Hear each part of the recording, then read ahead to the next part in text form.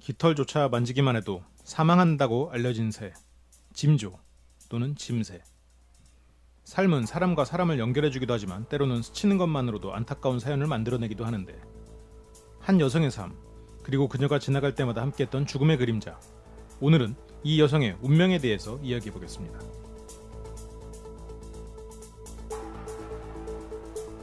안녕하십니까. 연세린 엑스파일 진행을 맡고 있는 최철교주입니다. 오설록수입니다. 슬픈 운명을 지닌 한 여자, 어디서부터 시작을 해야 될까? 이 여자의 무엇부터 시작을 해야 됩니까? 이 여성이 누구인지, 그리고 이 여성의 가족은 어떤 사람이 있었는지, 이런 부분에 대한 이야기를 해야 될 텐데, 근데 혹시 짐조라는 새를 들어보셨나요? 짐조에 대해서는 처음 들었어요. 짐조는 철화 속의 새인데 깃털을 사람이 만지면 그 사람이 죽는 거예요. 그 사람이? 네, 짐조한테 이제 흔적만 닿아도 사망한다, 그런 내용인데, 이 여성의 삶이 상당히 그와 유사했기 때문에 제가 이제 그런 부분을 미리 이제 오프너에 포함을 시켰던 거죠. 고슴도치 같네요. 지금 좋습니다. 오늘 소개할 여성은 누구입니까? 네, 리디아 셔먼이라는 여성이고, 어린 시절 이름은 리디아 댄버리라고 해요. 그래서 1825년, 좀 오래된 사람이죠. 이때 이제 뉴저지에서 탄생해서 유아기 시절에 이미 고아가 됩니다. 부모를 잃고 이 여성의 삼촌이 이 여성을 키웁니다. 그래서 어느 정도 사회생활을 할 수 있는 16살이 되던 시절부터 재단사로 일하기 시작을 해요. 그러고 나서 17살이 되던 해에 교회에서 첫 남편을 만나게 된 거죠. 굉장히 일찍 첫 남편을 만났네요. 근데 이게 이 시기면 일찍인지 잘 모르겠어요. 1825년이군요. 벌써 150년 이상이 더 지난, 거의 200년 전이니까. 그렇죠. 그걸 감안하셔야겠습니다. 어쨌건 그런 첫 남편 어떤 사람이었습니까? 비슷한 나이의 사람이었나요? 그렇지는 않아요. 자녀를 6이나 이미 두고 있는 42의 호라비 에드워드 스트럭이라는 남자를 첫 남편으로 맞아들여요. 17살에 42살에 그렇죠. 심지어 자식이 6명이나 있는 그런 남자였군요. 그래서 리디아가 그렇게 결혼을 해서 결혼 첫 해에 건강한 딸까지 얻게 됩니다. 그리고 연달아서 리디아도 아이 6명을 더 낳게 됩니다. 그래요? 네. 그러면 총 집안에 몇 명이 생긴 거예요? 총 15명? 그렇죠. 15명이 이제 가족이 있는 거죠. 그렇군요. 남자가 굉장히 부자였나요? 그러니까 부양할 아내, 자식까지 14명의 이제 가족을, 자신 빼고 14명의 가족을 부양했던 그 스트럭, 이 사람이 어떤 일을 했냐? 맨해튼에서 살고 있던 경찰관이었어요. 약간 좀 간부 정도와 있었는지 모르겠는데 어느 정도 부양을 할 수 있었나 봐요. 그런데 이제 1864년에 그 주점에서 왜 술을 먹으면 이제 뭐 칼을 휘두르는 이제 그런 사람들이 있지 않습니까? 네네. 그런 주정뱅이한테서 호텔 바텐더를 신속하게 지켜내지 못한 거예요. 그러니까 바텐더를 공격했을 때 신속하고 적절하게 대처를 해야 되는데 그러지 못했다. 그러한 이유로 이 사람이 해고를 당합니다. 그래요? 좀 억울할 수도 있는 일이지만 어쨌건 해고를 당했군요. 네. 근데 이제 이때 집안 상황이 어땠냐? 스트럭이 처음 결혼했을 때 얻었었던 6명의 아이들은 이미 성장해서 집을 떠난 상태였고, 내장 질환으로 사망했었던 아이를 제외하고 6명의 아이가 이 리디아와 스트럭의 밑에서 살고 있었습니다. 근데 이제 이 사람이 직장을 잃었지 않습니까? 네네. 상당히 의기소침했을 거예요. 좀 억울한 면도 있고. 근데 이때 스트럭의 태도가 어땠냐면은 그래 이제 내 또 다른 직장을 구해서 우리 가족들 먹여 살려야지, 이런 생각이 아니라 약간 신세한탄이라든지 일자리를 찾을 수 없다는 사회적인 반응을 자꾸 확인을 하니까 더 우울증에 빠져드는 거예요. 무기력감 이런 거. 그래서 이 사람에 대한 묘사가 어떻게 돼 있냐면 아침을 반가워하지 않았다 그래요. 그러니까 하루하루 다가오는 걸 반가워하지 않았고, 심지어 침대에서도 일어나는 거를 거부하는 이제 그런 모습을 보여요. 그런데 어느 날 이 사람이 정말로 침대에서 일어나지 못합니다. 그렇군요. 네, 이 사람이 사망을 하게 된 거예요. 그래서 주치의가 와서 사망 원인을 보니 폐결핵으로 진단을 합니다. 그래서 많은 사람들이 이 스트럭의 장례식에 왔고, 이 사람들은 너무나도 슬퍼하고 있었던 그의 아내 리디아 셔먼을 바라보았습니다. 그렇군요. 어쨌든 리디아가 수입이 전혀 없는 42의 어머니가 된 거예요. 그래서 혼자서 아이 6명을 부양을 해야 되는데 이 사람이 지금까지 이제 남편이 있는 동안 일을 하지 않았으니까 네. 정말로 큰 힘이 들었고 부양에 어려움을 실제로 겪습니다. 근데 그러다 보니까 아이를 제대로 부양하지 못해서 그 와중에 아이 셋을 잃게 됩니다. 그렇군요. 리디아가 낳은 아이 중에 반절을 잃었네요. 그렇죠. 그러니까 정확히 말씀드리면 총 7명을 낳았는데 한 명은 이미 내장 질환으로 사망을 했고 3명을 남편이 잃은 후에 다시 잃게 된 거죠. 그렇군요. 아이들이 갑자기 사망을 한 거네요. 네, 사회적으로도 그렇죠. 좀 조명을 받았겠어요, 그러면. 근데 이게 생각을 잘해보면 단 하나의 병으로 한 가족을 잃을 수 있었던 게 당시의 상황이었다 그래요. 그러니까 네. 어려운 과정에서 아이를 잃는 것은 당시에 그렇게 놀라운 일이 아니었다라는 거죠. 그렇군요. 그러니까 저희가 잭 더 리퍼 얘기를 했을 때 시절이 1888년이거든요. 네. 그때 이제 어려운 사람들 얘기를 했지 않습니까? 그거보다 60년 전이니 이런 부분에 있어서 더 복지라든지 그런 부분에 더 취약한 그렇겠네요. 모습이죠. 리디아가 벌써 40대가 됐어요. 그렇죠. 아까 17에 결혼을 했었는데. 지금 그런 리디아가 이제 총 4명의 가족, 그러니까 자기까지 포함해서 네, 예, 3명을 부양을 해야 되는데 아무래도 뭐 부양하는 아이들이 줄었으니까 삶이 좀 나아졌다. 뭐 이렇게 볼 수도 있을 것 같긴 한데 어땠었나요? 실제적으로 리디아도 이제 돈을 벌려고 많이 했었고 14살이었던 큰아들 조지가 페인트 공의 조수로 일을 시작하면서 집안의 살림이 조금 나아지기 시작해요. 근데 그것도 좀 잠시뿐이었던 거예요. 조지가 도장공 산통이라는 병에 걸렸다는 소식과 함께 일을 그만두고 다시 집으로 들어오게 되거든요. 그러니까 돈을 벌어오는 사람이 2사람에서 1사람으로 줄어든 거죠. 도장공 산통이라는 병도 전 처음 들었는데 어쨌든 네. 꽤나 중병이었었나 봅니다. 어쨌건 그러면 이제 그 많던 가족 네. 지금 몇 명 안 남았어요. 그렇죠. 그러고 나서 근데 이것도 웃긴 게 조지가 그 겪었었던 병이 커서 그랬는지 모르겠는데 집으로 돌아온 지 얼마 되지 않아서 일주일 뒤에 조지도 사망을 하게 돼요. 네네. 네. 그렇죠.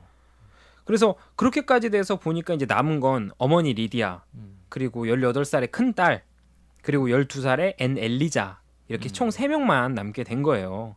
근데 여유가 없어진 이 가족들한테 운명이 시간과 여유를 점점 주지 않는 거예요. 허약했었던 앤 엘리자 이 여성이 원래부터 좀 몸이 허약했다 그러는데 어느 순간에 사망을 하게 됐고 그 사인은 장티푸스로 기록이 됩니다. 그렇군. 뭐 당시에 그런 병이 만연했었을 수도 있는데 그러면 이제 단둘이 남았나요? 모녀? 그렇죠. 그래서 이후 6주에서 7주 동안 리디아 모녀가 브로드웨이 북쪽에 있는 작은 아파트에서 단둘이 삽니다. 그래서 5월 즈음에 맨해튼 남부에 사는 배다른 언니를 만나러 그 리디아 셔먼의 첫째 딸, 이제 유일하게 남은 딸이 18살 예, 가서 하룻밤을 좀 새우고 원래 이제 스트럭에 있었던 원래 언니를 만나고 왔다가 돌아오니 약간 이제 고생을 했죠. 하룻밤 새고 이렇게 갔다 왔는데 몸이 못 버티는지 열이 나는 거예요. 그래서 침대 신세를 이 여성이 쥐게 되는데 그의 어머니가 1866년 5월 이 시절에 딸에게 약을 정말 충실히 제공을 했다라는 기록이 나옵니다. 하지만 그것도 잠시뿐 5월 16일 아버지와 5 동생들 곁에서 결국에는 이제 쉬게 된다라는 이제 표현을 확인할 수 있습니다. 그렇군요. 자기가 낳은 아이들을 모조리 잃었네요. 그렇죠. 결국 모든 가족을 잃게 된 거나 마찬가지인데 가족을 잃은 상실감에 이건 버틸 수가 없을 것 같네요. 어떤 삶을 이어가게 되나요? 모든 가족을 잃었어요. 이제 홀로 남겨졌는데 이 홀로 남겨진 리디아가 코네티컷주 스트래포드로 이사를 갑니다. 그래서 이곳에서 이제 간호사로서의 업무를 시작을 합니다. 상실감은 상실감이겠지만 스스로의 삶을 영위하는 것도 이 사람한테는 중요한 거죠. 네. 그래서 곧 데니스 헐버트라는 나이가 있는 신사를 만나게 돼요. 그래서 이 헐버트라는 신사가 리디아를 매력적으로 생각을 했었다 그래가지고 헐버트가 리디아에게 신부가 되어줄 것을 부탁하고 프로포즈를 합니다. 그리고 2사람이 다시 결혼을 하게 되죠. 그래서 헐버트가 어떤 사람이냐? 헐버트는 어느 정도 상당히 재산을 지닌 지역의 지주 정도에 해당했어요. 그렇군요. 네. 그런데 이 헐버트도 결혼한 지 1년이 조금 지났을 때 조개수프를 먹은 뒤에 쓰러졌고 사망 원인은 콜레라로 확인이 됩니다. 46살에 이제 다시 과부가 된 거예요, 리디아 셔먼이. 그래서 현실적으로 리디아 셔먼이 상당한 유산을 물려받은 건 사실입니다. 그런데 이 여성이 뭔가 그 재산을 가지고 어떻게 살겠다 이런 게 아니라 뭔가 일을 하고자 또 움직이게 되고요. 헐버트가 사망한 지 얼마 지나지 않아 몇 달이 지났을 때 리디아는 술주정꾼에다가 자식을 넷을 둔 호랍이 허레이쇼 셔먼의 집으로 가서 가정부로 일을 하고 이 아이들을 돌보기 시작합니다. 가정부로서 일을 하던 이제 리디아 셔먼을 허레이쇼 셔먼이 상당히 감명 깊게 받고 그렇게 해서 가까워진 두 사람이 결혼을 결심을 하고 부부의 연을 맺습니다. 그런데 이 리디아라는 여성이 좀 불행의 씨앗, 어떻게 보면 아까 말씀드렸던 그런 징조 같은 느낌이 드는 게 1870년 11월 중순 결혼한 지 2달이 지났을 무렵에 막내 아들 프랭키가 사망을 하게 됩니다. 이 아이가 무려 4개월밖에 되지 않은 아이였어요. 그렇군요. 그리고 그 다음 달에는 14살의 큰딸 아다가 사망에 이릅니다. 다 죽네요, 정말. 네. 그래서 갑작스럽게 셔먼은 자기 자식을 둘을 잃었지 않습니까? 네. 그래서 포금을 하는 습관은 예전보다 더 심해졌고요. 일주일 내내 술을 마시다가 집으로 돌아왔고 며칠씩 침대에 뻗어 있었다. 이제 그런 기록이 있는데 이 사람이 마음을 잡고 다시 일을 나간 것은 1871년 5월의 어느 날이었다 그래요. 자식을 잃은 지 5개월 정도의 시간이 흐른 뒤에 마음을 잡고 다시 일을 나갑니다.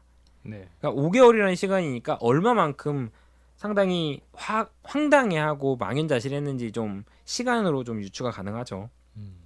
그래서 공장에서 이제 일을 나갔고 공장에서 일을 마치고 돌아왔는데 그러고 나서 이틀 뒤에 허레이쇼도 사망하게 됩니다. 그렇군요. 지금 시청자분들은 어떻게 생각하고 계신지 모르겠습니다. 네. 이제는 좀 저는 개인적으로 좀 확실한 느낌이 좀 듭니다. 이 사건에 대해서 좀 설명을 해야 될 것 같아요.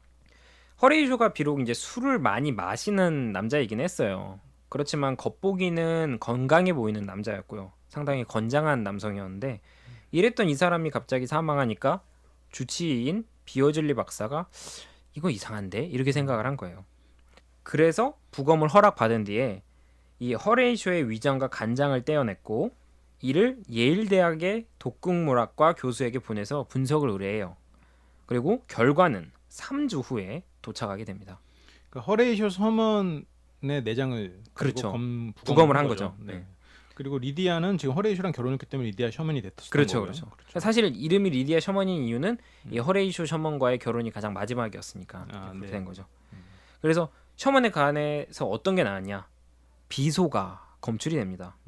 그리고 이것 때문에 리디아 셔먼이 이제 바로 체포가 되기 시작하는 거죠. 그렇군요. 그러니까 정리를 하면 이미 예상을 하셨을 수도 있겠지만 정리를 하면 다음과 같아요. 직장을 잃고 살 의지를 잃었던 남편이 리디아 셔먼한테 도움이 되기보다 짐스럽다고 느껴졌던 거예요. 그래서 비소를 섞은 죽을 먹여서 남편을 살해한 겁니다. 그게 가장 처음엔 살해고요. 그래서 남편을 잃고 아이들을 키우기 시작하는데 혼자서 아이를 키우기가 어려운 거예요. 그래서 부양의 의지보다는 힘든 생활의 넌더리를 느꼈기 때문에 리디아 셔먼이 그 아이들 중에 3명을 비소로 독살을 한 것이고요. 첫 남편도 살해를 했던 거군요. 네. 저는 그 사람은 그냥 죽었을 거라고 생각을 했었거든요. 그래서 아이들이 힘들어지니까 그때부터 약간 정신적으로 문제가 오지 않았을까 생각했는데 첫 남편부터 살해를 했다고 생각하니까 굉장히 소름 끼치네요. 네. 그럼 조지는 어떻게 된 거냐? 큰아들 조지가 일을 마치고 일을 그만두고 온 거죠. 왔는데 리디아 셔먼이 이 사람이 건강을 회복할 수 있게 일주일의 시간을 줍니다. 자신만의 시간을 줬겠죠. 네. 너 일주일 시간 줄게가 아니라 혼자 그렇게 생각을 하는데 아들의 병이 호전이 되지 않으니까 끝내 비소를 탄 차를 먹여서 살해를 했던 거고요. 몸이 허약한 앤 엘리자가 종종 열과 오한에 시달리자 딸을 간호하는 일조차도 상당히 짐스럽고 부담되게 여겼던 그 리디아가 시중에서 구한 약을 비소와 섞여서 약을 주는 것처럼 해서 먹입니다. 그리고 이제 하룻밤 새고 와서 갑자기 이제 열을 느낀 큰딸한테도 약을 충실하게 줬고 딸은 자신의 어머니가 주는 약을 의심 없이 충실하게 받아 먹고 사망하게 된 것이라고 확인할 수 있습니다. 이 당시 이제 기록을 보면 상당히 역한 냄새의 약이었다 그래요. 네. 그런데도 딸이 그거를 믿고 마셨으니까 어머니에 대한 의심이 없었다라는 걸 어느 정도 유추가 가능하죠. 그렇겠네요. 네. 그리고 헐버트 사건은 어떻게 된 거냐? 당연히 아내가 만들어준 특별한 조개수프를 먹고 사망한 것이고요. 그렇죠. 정말 특별한 조개수프였죠. 네. 허레이소와 결혼한 뒤 가장 어린 막내 자식과 큰딸을 독살한 것은 물론이고 일에서 돌아온 호레이쇼에게 독이 든 핫초코 한 잔을 준비해 놓고 제공한 것이 이 사건의 가장 마지막 진실이었던 것입니다. 그렇군요. 만약 사이코패스 테스트를 한다면 굉장히 높은 점수를 받을 것 같아요. 네. 그런 범죄자네요. 실제로 이게 어떠한 자신의 욕망이라기보다는 그냥 순간의 불편함으로 사람을 제거할 수 있다라는 게 어떻게 보면 더더욱 사이코패스적인 부분인 것 같은데, 그러면 이 리디아의 체포와 이 이후의 과정에 대해서 좀 들려주세요. 1871년 6월 7일에 리디아 셔먼에 대한 체포가 이루어집니다. 그 전까지 이제 리디아 셔먼이 뉴욕시티로 도망을 갔었거든요. 그러니까 이제 부검한다는 사실이 이제 되니까 이 여자가 불안을 느꼈을 수 있다고 생각을 했어요, 저는.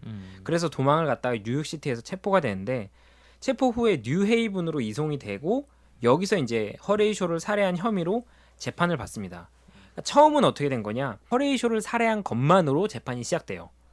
그런데 이를 이상하게 여겼었던 당시의 수사관들이 리디아에 대한 기록을 보면서 이거 뭔가 리디아가 지나간 자리가 너무 사망이 많다. 그렇죠. 그래서 실제로 사망해서 묻었었던 유골들을 다 파헤쳐서 다시 검사를 시도합니다.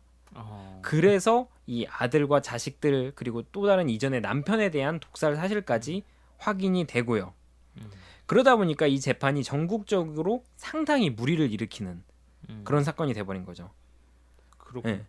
총 3명의 남편과 자녀를 죽인 거죠. 그렇죠. 뭐 이 정도면은 사형 아닙니까? 네, 실제로도 일단 리디아 셔먼이 3명의 남편과 4명의 자녀를 중독시켰음을 자백을 했는데, 아마도 수치가 좀 다른 이유는 제 생각인데 모든 시신을 다 찾아내지 못한 것 같아요. 그래서 왠지 이 수가 좀 다른 게 아닌가. 그렇죠. 생각해보니까 4명, 4-5명이 아니네요. 원래. 자기의 자식들을 다 그러네요. 거의 네. 10명 넘겠네. 다 살해를 했으니까. 그래서 실제로 2급 살인죄로 유죄가 확정이 되고요. 그러니까 이게 왜 그런지 모르겠는데 종신형을 선고받습니다. 그래요. 네. 이 당시였으면 사형이었을 것 같아요. 저도 그렇게 생각을 했는데 종신형을 선고를 받고 웨더스필드 형무소에 갇힌 뒤 1879년 암으로 사망합니다. 몇 년 후에 바로 사망을 했네. 어쨌든 나이가 좀 많았었으니까 이 네. 당시에는. 그렇군요. 이렇게 리디아의 삶이 끝난 건가요? 혹시 추가적으로 더 말할 수 있을 만한 건 없을까요? 한 가지가 있는데 1877년에 이 여성이 잠깐 감옥에서 탈옥을 합니다. 그래요? 네. 친구들의 도움을 받았다라는 기록이 있는데 친구들의 도움을 받아서 아일랜드의 프로비던스로 갔다 그래요. 그래서 그곳에서도 부유한 호라비와 결혼을 했었다. 라는 이야기가 있지만 어쨌든 이제 다시 잡혀서 감옥에 들어왔고 암으로 사망한 거죠. 뭐 굉장히 미인이었나? 이 정도의 범죄자가 이런 또 결혼했다는 설이 있을 정도면. 리디아 셔먼 사진을 찾아보면 그림으로만 남겨져 있지만 시대 상황 네. 때문에 상당히 뭐 미인으로 좀 그려진 것 같아요. 제가 생각했을 때는. 그렇군요. 여기까지가 리디아 셔먼의 삶, 범죄와 삶, 그리고 수사, 재판 결과였습니다. 네. 그러면 여기 리디아 셔먼에 대한 분석을 간단하게 좀 해주셔야 될 것 같은데, 리디아 셔먼에 대한 무슨 얘기를 할 수 있을까요? 소장님은 리디아 셔먼이 어떤 동기로 살해를 했다 생각하세요? 불편함. 네. 우리가 굉장히 많은 범죄자들을 보면 가장 많은 숫자가 성적 욕망, 특히 그렇죠. 연쇄살인 쪽은. 그렇죠. 두 번째가 돈, 이렇게 되는데 결국은 그 자신에서 참지 못하는 욕망을 분출하는 쪽의 범죄자가 많다면 리디아 셔먼은 그냥 외부에서 나한테 들어오는 되게 굉장히 사소한 것들을 차단해버리는 정말 그 자기 안에 무언가가 들어오는 것을 견디지 못하는 쪽인 것 같아요. 그게 또 생각해보면 귀찮음이라고 저는 표현을 한 건데 그런 면에서는 가장 이거는 사이코패스적인 인물이 아닌가라는 생각이 좀 들었습니다. 그러니까 이게 어떻게 생각해보면 리디아 셔먼이 약간 부양하기 힘드니까 금전적으로 어려우니까 살해를 했다. 네. 이렇게 생각할 수 있는 부분도 있거든요. 그렇게 보일 수도 네. 있죠. 단순하게 돈이 욕심이 나서였다라고 이렇게 생각을 해서 보면 그 아까 허버트를 살해했을 때 막대한 재산을 쥐었으니까 네. 굳이 살인을 하기 위해서 다시 결혼할 이유는 없었거든요. 돈을 위해서라면. 그렇죠. 물론 이제 리디아가 이 살해를 통해서 이득을 봤었던 건 맞습니다. 하지만 궁극적으로 돈이 이 여성에게 최우선 동기였냐? 한다면 그렇지 않다고 해야 되는 게 맞는 게 제가 생각했을 때 이 여성은 다른 살인범들과 마찬가지로 살인 자체에서 순수한 기쁨을 얻는 사람이었고 잔인함과 죽음 그리고 사람의 목숨을 통제한다는 사실에 저는 중독되어 있었던 것 같아요. 그렇죠. 네. 그러니까 초기에 그 제가 봤을 때 허버트와 결혼하기 이전까지는 아까 소장님 말씀하셨던 것처럼 외부에서 들어오는 방해 요인을 뭔가 차단하고 싶었다면 이제 이 뒷부분에 대한 사례는 좀 더 다를 수 있다. 그러한 관점에서 두 번째 분석을 한 게 뭐냐면 첫 번째는 방해자를 제거하는 자기 도취적 살인범이었다가 그 이후의 살인은 사이코패시적 살인범이 되었다. 변화가 일어났다 이렇게 저는 분석을 했어요. 그러니까 냉정하고 계획적으로 저지른 범행 그리고 뒤이은 계획적인 은폐 행각 그리고 범죄 사실을 숨길 수 있는 연기력 이 모든 것들이 그리고 분노와 폭력적인 행동보다는 사이코패시적인 기질이 두드러진다는 것이 이 앞에 소개된 살인범에 대한 특징이란 말이에요. 그러니까 이러한 특징을 보였던 리디아 셔먼의 초창기적 범죄 행각은 자신의 가족들을 삶을 방해하는 방해물로 봤었다. 자신의 삶을 방해하는. 네네.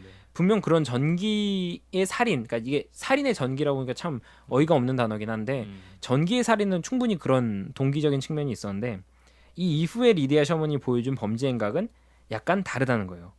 순수하게 살해에 대한 목적만이 리디아에게 저는 남아 있었다 보는 거예요. 그러니까 목숨줄을 쥐고 흔들 수 있었다는 그녀의 과거의 기억, 그 기억이 이 여성에게 쾌감을 불러일으켰고 아마도 또다시 실천하지 않고는 참지 못했을 거라는 거죠.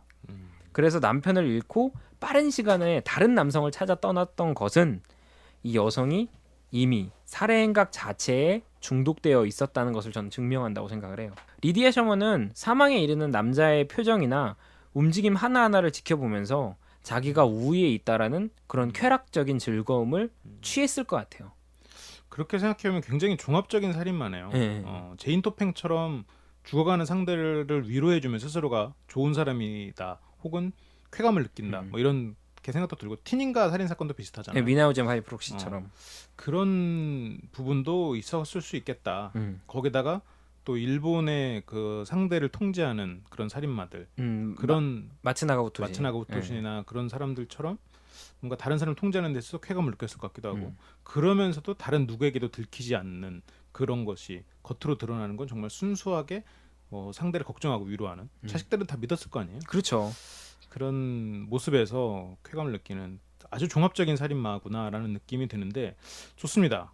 그러면 혹시 추가적으로 기타 이야기 해줄 만한 게 있을까요? 제가 준비한 이야기를 말씀드리기 전에 생각이 든 게 딸이 의심하지 않고 약을 받아 먹었다고 했었던 게 네.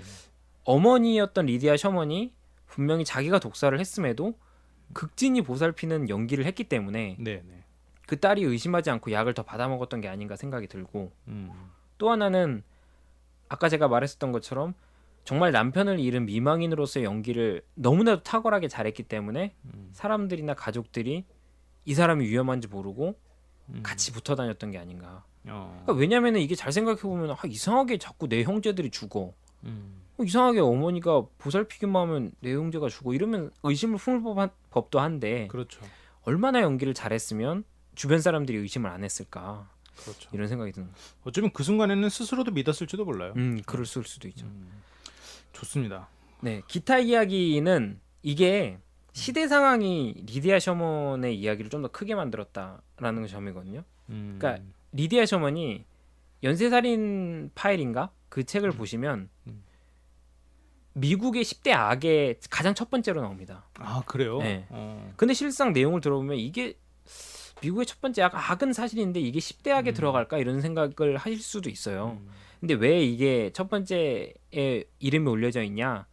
저는 이게 시대상을 좀 반영을 했다. 그렇게 생각을 한 게 모든 시대에는 좀 그 시대 특유의 그 괴물상이 있지 않습니까? 네. 그러니까 이게 무슨 말이냐면 이 당시를 살던 지배층이 품었던 불안 요소들 이게 이제 괴물로서 많이 형성이 됐단 말이죠.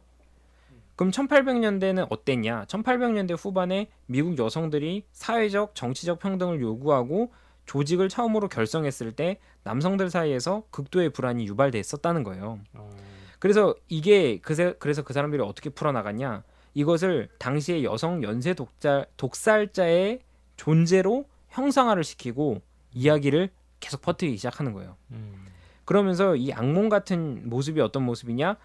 19세기 후반 대중문화에게 흔히 모습을 드러낸 집안의 뭐 악녀 이런 주인공들이 이제 가상 범죄 속에서 등장하기 시작하는 거예요. 그러면서도 이야기 속의 살인자가 사랑스러운 주부나 어머니 또는 간호인의 가면을 쓰고 있다 이렇게 어필을 하면서 리디아 셔먼의 이야기를 시대 상황에 자신들의 우위를 좀 더 점하기 위해서 더 범죄의 역사에서 꺼내다 쓴 그런 거여서 리디아 셔먼이 미국의 10대 악에 이제 포함이 되는 그렇게 볼 수 있죠. 알겠습니다. 어쨌든 그 당시 시대 상황 때문에 리디아 셔먼은 10대 악의 첫 번째를 장식할 수 있었다는 분석, 어떻게 보면 분석의 연장선상의 얘기였네요. 알겠습니다. 굉장히 많은 부분을 생각하게 만드는 거고 그런 면에서 우리가 숫자로 세상을 바라봐야 되지 않나라는 생각도 저는 조금 하는 편입니다. 숫자요? 왜냐하면 지금 리디아 셔먼은 한 건의 사건인데 실제로 사회적으로는 이게 계속 인용되고 과장되다 보니 실제로는 10이 되고 100이 되면서 이게 현상을 똑바로 바라볼 수 없게 만드는 그런 건 아니었나. 어떻게 보면 그래서 이런 공포심이 더 퍼져나가지 않았나. 그래서 우리가 연설의 엑스파일 하는 이유도 좀 객관적으로 보고 심리에 대해서 이해하시길 바라는 뭐 그런 마음이 조금 없잖아 있습니다. 그러니까 아마도 이 당시에 어떻게 보면 살인에 대한 연쇄살인 같은 거에 대한 기록을 보면 약간 범주가 딱 정해져 있는 느낌이 들어요. 그러니까 남성 범죄는 뭔가 포악하고 잔악하다면 무슨 여성 범죄는 다 뒤에서 뭐 이렇게 뭘 조제하고 하는 듯한 느낌을 많이 이 당시엔 더 어필을 해놨단 말이죠. 그림 같은 것도 보면 되게 웃으면서 차를 내미는 그런 모습인데 밑에 막 글을 보면 살해하는 뭐 이런 게 있어서 확실히 그런 거를 좀 반영을 많이 한 것 같아요. 그렇군요. 알겠습니다. 오늘 저희가 준비한 내용은 리디아 셔먼의 이야기 여기까지입니다. 혹시 연쇄 엑스파일 공지할 만한 내용 있을까요? 네, 오늘 이프는 안 하십니까? 아 이프요? 네. 아 이프 준비한 게 있구나. 아니 저는 이프 준비한 게 없는데. 아 그래요? 네. 아 저는 이걸 하면서 이프가 떠오르지 않아서 그냥 넘어갈까 했었는데 이프 한번 해볼까요? 오늘의 이프요. 이프. 자 오늘의 이프를 한번 해봅시다. 저는 그래서 그냥 이미지적으로는 리디아 샤먼이라고 그래갖고 샤머니즘 막 이런 거 떠올리면서 혼자 리디아 샤먼이 마녀로서 막 그런 자식들을 죽이고 조제하는 이런 이미지를 떠올리긴 했었어요. 근데 또 방금 오설록수님이 정리를 해주셨잖아요. 그런 이미지들로 왜곡돼서 보여졌다. 그렇죠. 그래서 반성을 하면서 이프를 안 하려고 했었는데 네. 네, 이프를 하시겠다고 하니까 먼저 양보를 하겠습니다. 아 그래요? 네. 세게 설명 다. 저는 근데 그런 생각이 든 게 리디아 셔먼이 가장 첫사례가 어떤 느낌이냐면 자신의 방해물, 자기한테 짐이 되는 사람을 살해를 하면서 살해에 중독이 됐단 말이죠. 네. 그러면 이 첫 단추를 꿰지 않았다면 사실 이유는 저는 없었을 거라 생각을 하거든요. 네. 그러니까 만약에 단순히 남편이 직업을 잃지 않았다면이라는 표현보다도 남편이 직업을 잃음으로 인해서 가족이 더 돈독해지는 거예요. 같이 이 난관을 헤쳐나가면서 왜 그런 얘기가 있지 않습니까? 리더십이라고 하는 거는 어려울 때 더 발현되는 것이다.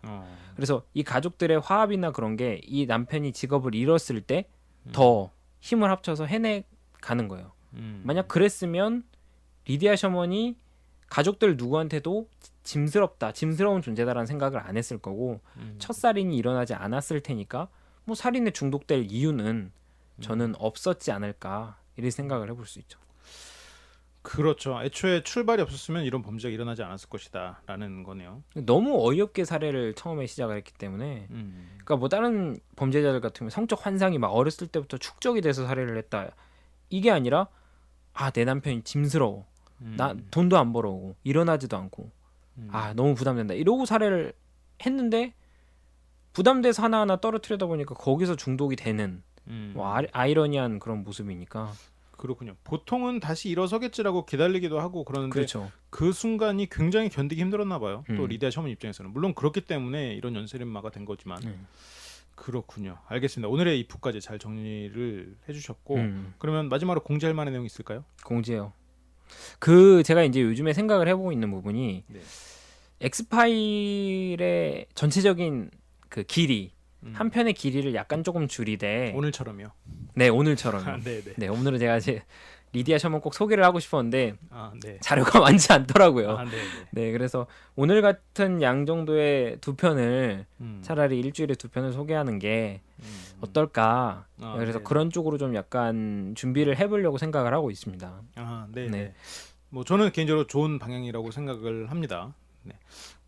그리고 저희 연세련의 엑스파일 이외에도 오슬록수님이 진행한 삼삼한 심리학, 네네. 그리고 뭐 화수강자, LBC 방송국은 이제 하나의 지식 채널로서 뭐 똑같이 범죄를 소개하더라도 사람의 심리라든가, 그러니까 시대 상황 이런 걸 같이 설명을 하잖아요.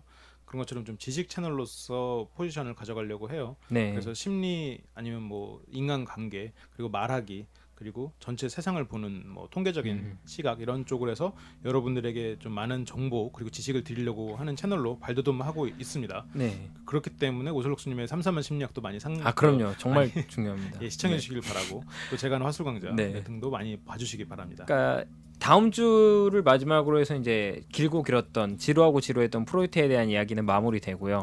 그 다음부터 제가 이제 주제가 연애와 얽힌 심리학들을 좀 소개할 예정입니다.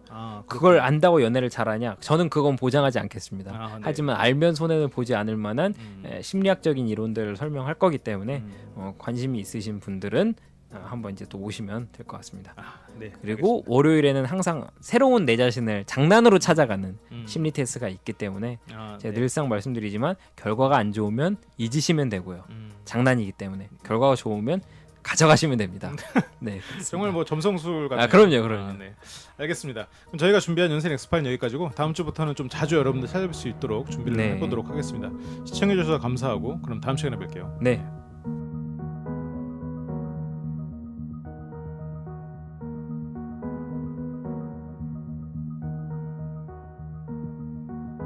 함께 만들어가는 방송 LBC 방송국입니다.